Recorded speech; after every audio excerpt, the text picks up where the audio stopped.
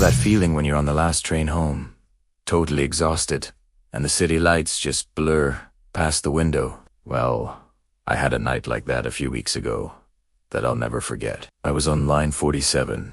It had to be around 1 in the morning, and I was just trying to stay awake until my stop. Suddenly, the lights flickered off, then back on, just for a second.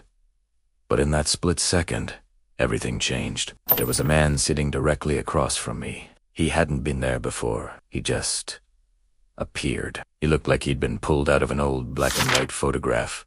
Dusty suit, tired eyes, the whole 9 yards. He leaned forward slightly and said, "Long night." His voice was low and crackly, like old vinyl. He gave this strange little smile and leaned in even closer, his voice dropping to a whisper. "You should have gotten off at the last stop."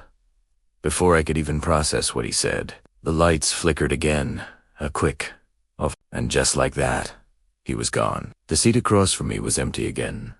My heart was pounding out of my chest. I was trying to convince myself I'd just dozed off and had a weird dream.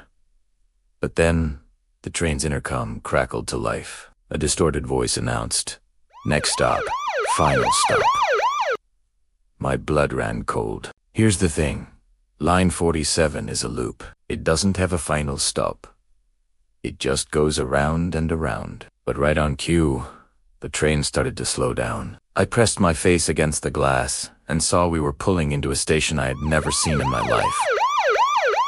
It was completely derelict. Concrete was crumbling, windows were shattered, and there wasn't a single light on. The train doors slid open with a hiss, and this wave of freezing cold air washed into the car. It smelled like damp earth and decay. And then I heard it again, a whisper that seemed to come from right outside the door.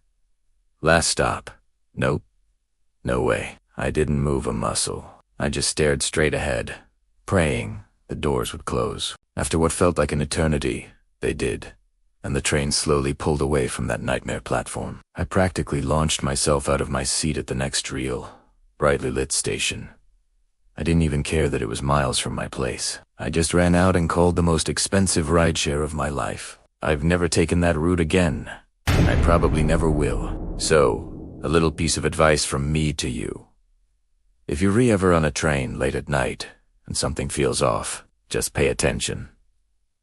And whatever you do, don't miss your stop. Thanks for listening to my story. If you have any creepy late-night commute stories of your own, drop them in the comments below. And don't forget to like and subscribe for more strange tales. Stay safe out there,